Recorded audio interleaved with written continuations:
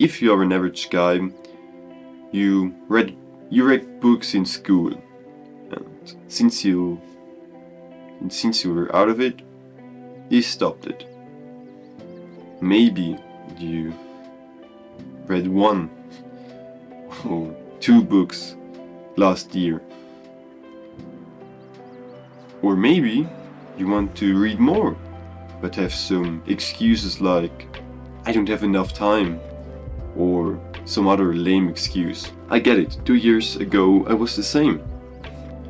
However, not reading is one of the biggest mistakes I did in life, and you will do in life if you don't read. You waste so much potential knowledge and you could learn so much. It could improve your health, your love life, how to work, how to do business, how to be better at this or how to be better at that. Also, it's a good habit to reduce stress and calm you down. It improves your memory, your concentration, your vocabulary, and so much more. So as you see, the benefits of reading are huge. So why don't you read? Maybe you say you don't have enough time. Then what I would do if I were you, take the book with you wherever you go. And instead of opening your phone and scrolling TikTok or Instagram, read a few pages in your book. Also, you could dedicate a specific time every day for just reading. It could be as little as 15 minutes. And if you do this every day, I guarantee you have enough time to read. And these 15 minutes you can even increase to 30 minutes or 1 hour and so on, depending on how busy you are. So not having enough time to read can't be the problem, because just 15 minutes of time has everyone. Maybe your excuse is books are too expensive. And it's true, owning a book was considered a luxury. But nowadays, there are many ways to get books inexpensively. On the internet, there are a lot of different sites where you can buy used books for a very cheap price, or use online libraries. Also, you could go to your local library and get their library pass. That's quite cheap. There you can borrow books and take one home, read one, bring it back, and if it's not damaged, you don't pay anything or a very small price. Also, you could go to bookstores, and in many of those bookstores you can actually take the book and read there in this place, or look for cheap books in there. I get it that owning books could be very expensive, and this could be an issue, but there are many ways, as I just told you, to overcome this obstacle.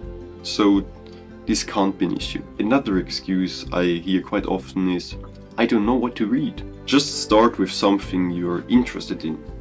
If you like fishing, read something about fishing.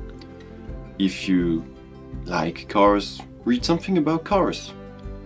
If you want to improve your health, read a book about it.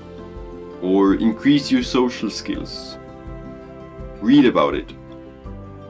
And if you want to read fiction, then ask a friend who is reading fiction books, or search on YouTube good fiction books, and just start with one. Another common excuse I heard is, reading is too hard. Most likely you remember reading from school. There, reading was like a chore, but it's not.